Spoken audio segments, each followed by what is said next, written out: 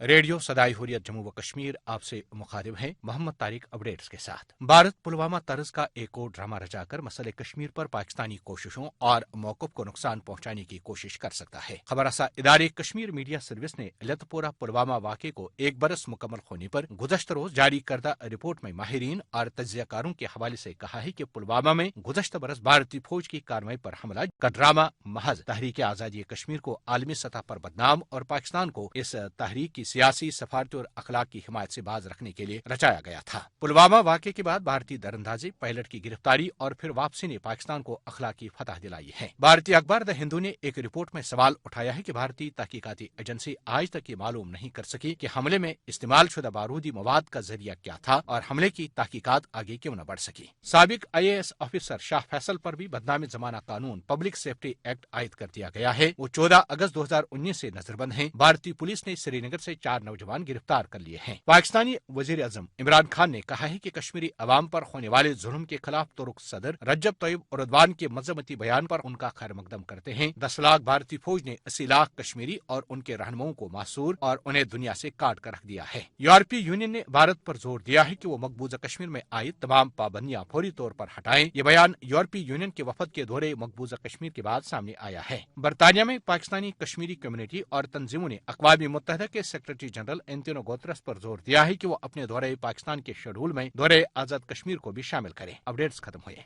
कश्मीर के बारे में आज़ाद माहिरीन और तजिया नगार इस हदशे का इजहार कर रहे हैं कि भारत पाकिस्तान और तहरीक आज़ादी को बदनाम करने और खित्ते में जंगी सूरत हाल पैदा करने के लिए पुलवामा तर्ज पर एक और जाली ऑपरेशन कर सकता है। पुलवामा ऑपरेशन न सिर्फ गैर मुल्की बल्कि खुद भारत के मोतदल मिजाज रखने वाले लोग भी शदीद तशवीश का इजहार कर रहे हैं। आइए सुनते हैं इस हवाले से इंडियन नेशनल कांग्रेस के लीडर मीम अफजल के ख्यालात। सियासत भारतीय जनता पार्टी पुलवामा पे कर चुकी है 19 के चुनाव। हम सियासत नहीं कर रहे। हम 3 सवाल जो हमारे नेता ने पूछे हैं, देश का कोई भी आदमी ये नहीं कह सकता कि उसमें कोई सियासत है। इसमें कोई सियासत नहीं है। सरकार का काम है। एक बहुत बड़ा हादसा हुआ, अभी तक पता नहीं लग रहा कि 80 किलो RDX कहाँ से आया था। अगर सरकार के पास इसकी कोई रिपोर्ट है तो देश को बचाना चाहिए। अगर ये सवाल पूछना गुनाह है, अगर ये देश से गद्दारी है, तो ये गद्दारी कांग्रेस पार्टी रोज करेगी। बीच में तो हम पूछते ही रहे हैं, तो हमारा फर्ज बनता है। हम जो कुछ कर रहे हैं वो हमारा फर्ज है, क्योंकि हम अपोजिशन में हैं। हमारे पास ताकत नहीं है कि हम जाने सरकार ने इस सिलसिले में क्या किया, तो सरकार को ही जवाब देना होगा। माहिरीन और तजिया निगारों का ये भी कहना है कि पुलवामा जैसे ड्रामों का मकसद दुनिया को ये यकीन दिलाना है कि कश्मीर की तहरीक महज एक दहशत गर्दी है, लेकिन कोई जी शऊर इंसान इसको तस्लीम करने के लिए तैयार नहीं है।